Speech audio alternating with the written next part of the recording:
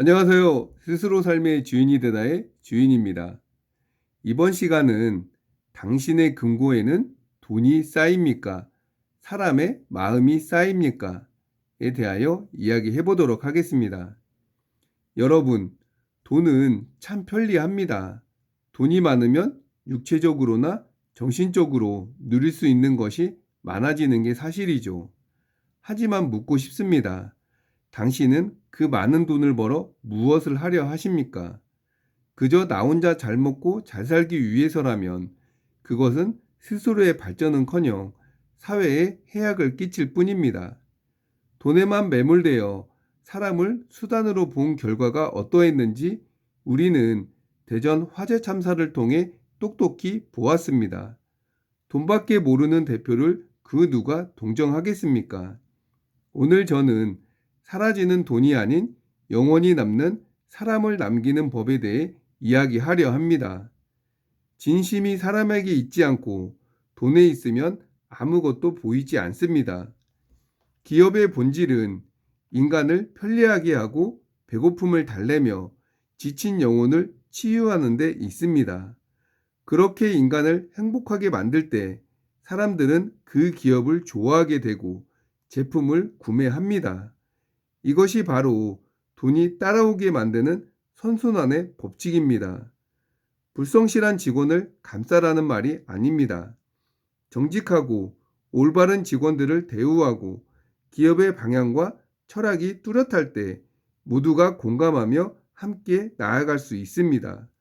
돈은 유한하지만 인간은 끝이 없습니다. 한 번뿐인 인생에서 세상에 필요한 존재로 살다 가는 것보다 더 뜻깊은 일이 어디 있겠습니까? 타인에게 도움을 줄 때 느끼는 그 뿌듯함, 생산적인 일을 할 때의 가슴 벅찬 감정은 돈으로 살 수 없습니다. 이런 삶을 살기 위해서는 먼저 내가 하는 일을 좋아해야 합니다. 시장은 매일 변하고 수많은 변수가 작용합니다.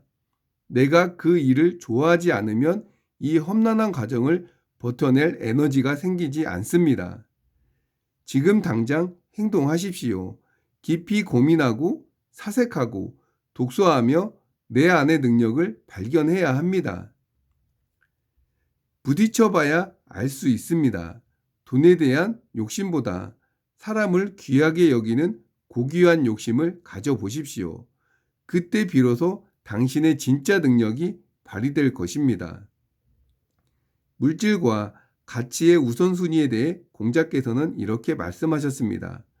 부역이 시인지 소용냐, 불이 기 도득지, 불처야. 부유함과 귀함은 누구나 원하는 것이지만 올바른 도로서 얻는 것이 아니라면 그것에 처하지 말라는 뜻입니다. 또한 공자께서는 반소사음수 곡괭이 침지, 낙엽 자개 기중이라 하셨습니다. 거친 밥을 먹고 물을 마시며 팔을 베고 누워 있어도 즐거움은 그 안에 있다는 것이죠. 도덕적 정당성이 없는 부유함은 뜬구름과 같습니다. 세상을 좁게 보지 말고 하늘을 보며 넓은 세상으로 나아가십시오. 정당한 방법으로 사람의 마음을 얻는 것이 군자의 부입니다. 인생의 주인은 바로 당신입니다. 돈이라는 좁은 감옥에서 걸어나와 넓은 세상을 향해 꿈을 펼치십시오. 나는 어떤 삶을 살고 싶은가? 나만의 가치를 정의하고 독서와 사색을 멈추지 말고 내면의 실력을 키우며 지금 이 시대에 내가 할 수 있는 것부터 행동으로 옮기십시오. 이제 전 세계가 우리의 무대입니다. 돈에 매몰되지 않고 사람을 향해 나아갈 때 당신의 꿈은 비로소 현실이 됩니다.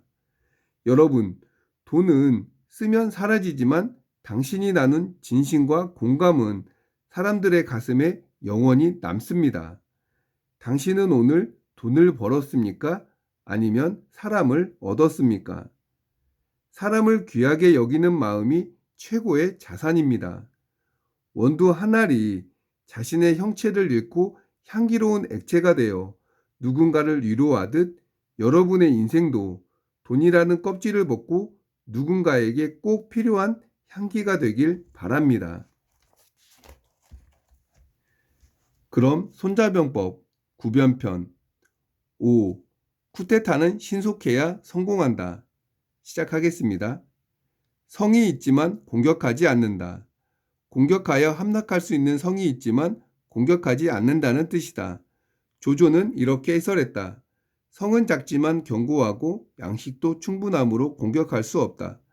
내가 화연과 비연을 놔두고 서주로 깊이 들어가 14개 현을 얻었다. 조조는 본인이 직접 겪은 사례를 제시했다.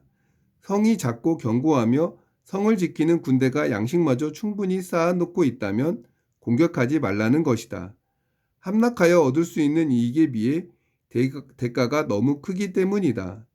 그러므로 그가 서주를 공격할 때 화연과 비연을 포기하고 병력을 온전히 유지하여 서주를 직접 공격한 결과 14개 현을 수중에 넣었다는 것이다. 두목은 이렇게 해설했다. 조조가 말하고자 하는 바는 대략 이렇다. 적이 유충지에 성벽을 높이 쌓고 해자를 깊게 판 뒤 양식을 많이 저장한 것은 우리 군대를 물고 늘어지려는 전략이다. 그런 성을 공격하여 함락하면 그다지 이익이 될 게 없으면서 또한 함락하지 못하면 우리의 기세가 꺾이는 것이니 공격하지 말라는 뜻이다. 성이 있지만 공격하지 않는다. 는 이 조항은 쿠데타를 일으킬 자라면 금과 옥조로 삼아야 할 것이니 쿠데타 병법이라 일러도 과언이 아니다. 당신이 쿠데타를 일으킨다면 어떻게 하는 것이 상책일까? 가장 빠른 속도로 수도를 장악하고 황제를 끌어내린 다음에 이제부터 내가 황제다라고 선언하면 된다. 일단 누군가 당신을 물고 늘어지면 그 사이에 전국적으로 병력이 직걸되고 황제를 옹호하는 세력이 반격을 개시할 것이다. 사태가 이렇게 전개되면 당신의 거사는 10중8구 실패한다. 왕양명이 영왕을 제압했던 사례가 생각날 것이다. 영왕은 안경을 맹공했는데 안경이 함락되면 수도 남경도 영왕의 수중으로 떨어지게 된다. 영왕이 남경에 입성하면 이제 황제를 칭할 자본이 생기는 것이다. 영왕이 지금부터 내가 새로운 황제라고 선언하면 대신들도 옆으로 비켜설 것이다. 당시 현임은 정덕 황제였는데 이름값을 못하는 망나니 천자였는지라 영왕에게 기회가 없지 않았던 것이다. 그런데 왕양명은 영왕의 허를 찔러 본거지 남창을 공격하면서 영왕의 철군에 도박을 걸었다. 영왕의 참모들은 남창을 포기하라고 혀가 닳도록 만류했다. 남창을 포기하고 남경을 얻으면 천하를 얻는 셈인데 천자가 되면 그깟 남창이야 저절로 수중에 들어오지 않겠습니까? 남창에 발이 묶이면 승기를 놓쳐 만사 끝장입니다. 영왕은 본인의 근거지가 넘어가는 것을 견디지 못해 곧 함락시킬 안경을 포기하고 철군하여 남창을 지키려 했다. 그 결과는 어떻게 되었는가? 남창으로 돌아가는 도중에 파양호에서 왕양명에게 생포되었다. 영왕이 쿠데타를 일으켰던 것은 명나라 성조 주체가 반란을 일으켜 성공했던 사례가 고무된 바 크다. 그런데 주체가 성공할 수 있었던 전략이 곧 함락할 수 있는 성을 포기했던 것이 있었다.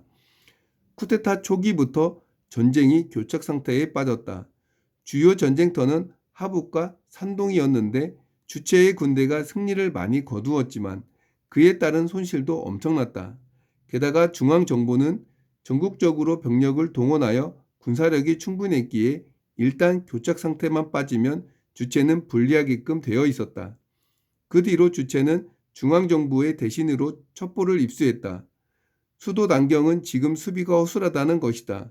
주체는 전략을 수정하여 친히 대군을 이끌고 남경을 직접 공격하여 차지하기로 했다. 주체가 남하를 계속하여 양주를 공격하자 강방도독 진선은 주사를 이끌고 투항했다. 주체는 양자강을 도하하여 진강을 함락하고 남경으로 곧장 돌진했다.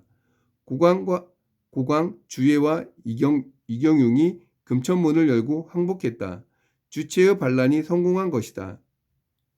당나라 때 서경업이 측전무의에 반대하여 쿠데타를 일으켰다. 참모는 곧장 낙양을 공격하라 진언했다. 낙양을 공격하겠다고 선언하면 측전무의에 불복했던 세력이 많으니 거사에 참여할 것이라는 진언이었다. 반란이 성공할 수 있는 유일한 전략이었다. 그런데 서경업은 북진을 한 것이 아니라 남진하여 상주, 진강, 남경을 공격하여 근거지를 만들려고 했다. 얼핏 봐도 할 거 할 듯이 분명했으니 동조자가 나타나지 않았다. 두목도 쿠데타 사례를 들었다. 남북조 시기 남조 때의 일이다. 유송 정권의 순재 당시 형주의 심유지가 반란을 일으켰다. 실력이 만만치 않았다. 역사책의 기록에 따르면 심유지는 평소에 전마와 전사를 준비하고 양식을 모았는데 병졸이 10만이고 중무장 병력이 2,000명이 달했다. 반란군이 영성에 이르자 공조 장안이 진언했다. 그 내용은 대략 이러했다. 공격과 수비의 주도권이 바뀔 관건적인 시기이다. 영성은 지키기는 쉬워도 공격하기는 어려우니 적어도 열흘 보름 이상을 공격하지 않으면 함락하기 힘들다. 만일 순조롭게 함락하지 못하면 거사한 병력의 예리한 기세가 꺾이고 만다. 반란을 일으키면 사병들은 자의반 타의반으로 참여하게 되는데 이거 아니다 싶으면 싸울 마음이 없어진다. 그러니 일단 영성을 포기하고 그대로 쭉 내려가 건강을 소나기에 넣으면 유송 정권의 뿌리를 뽑는 것이니 그때 가서 영성은 자연스럽게 수중에 들어오지 않겠는가? 심유지는 묵살했다. 정예병력을 총동원하여 영성을 공격했다.